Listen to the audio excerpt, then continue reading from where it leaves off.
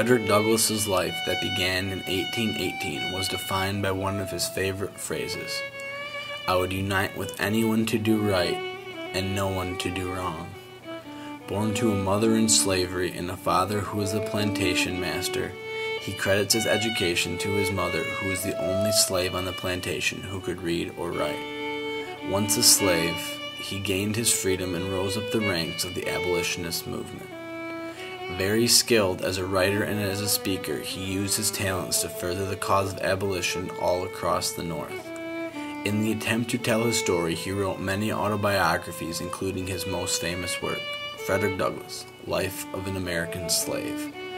As well as his work as an abolitionist, Douglass worked to help the women's suffrage movement.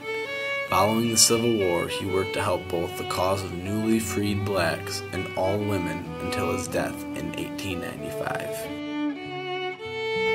July 5th, 1852. Frederick Douglass, a freed slave, gave a speech at Corinthian Hall in Rochester, New York, an event that commemorated the signing of the Declaration of Independence. The event was meant to be a day to spur Americans on to patriotism and to celebrate our liberty as an independent nation.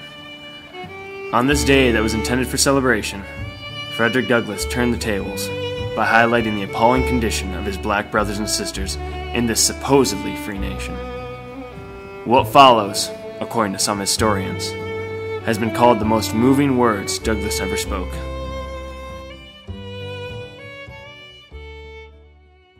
We are climbing Jacob's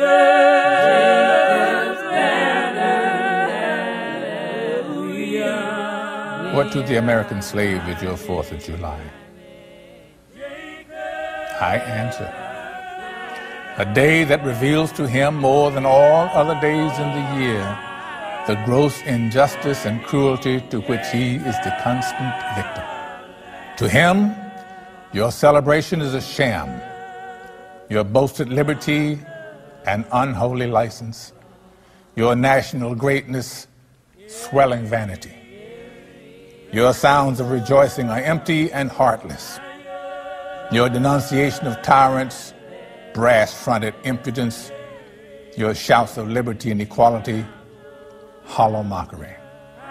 Your prayers and hymns, your sermons and thanksgivings with all your religious parade and solemnity are to him mere bombast, fraud, deception, impiety, and hypocrisy, a thin veil to cover up crimes which would disgrace a nation of savages.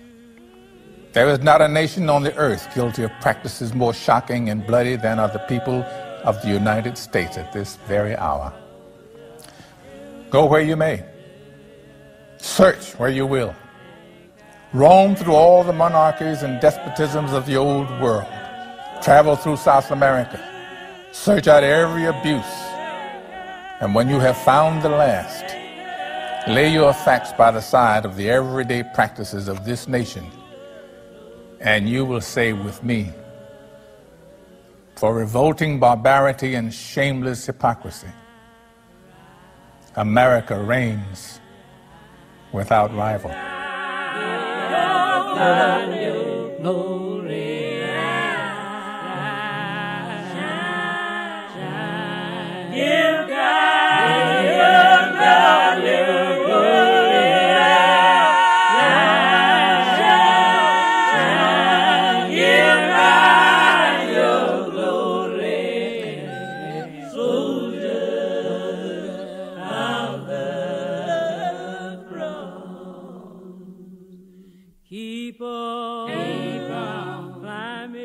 What do you think the 4th of July meant to the American slave?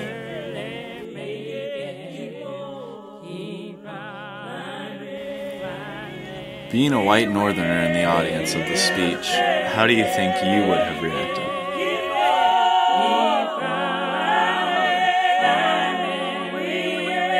On your own, and in your own words, write a half-page speech that you would give in support of the abolitionist movement.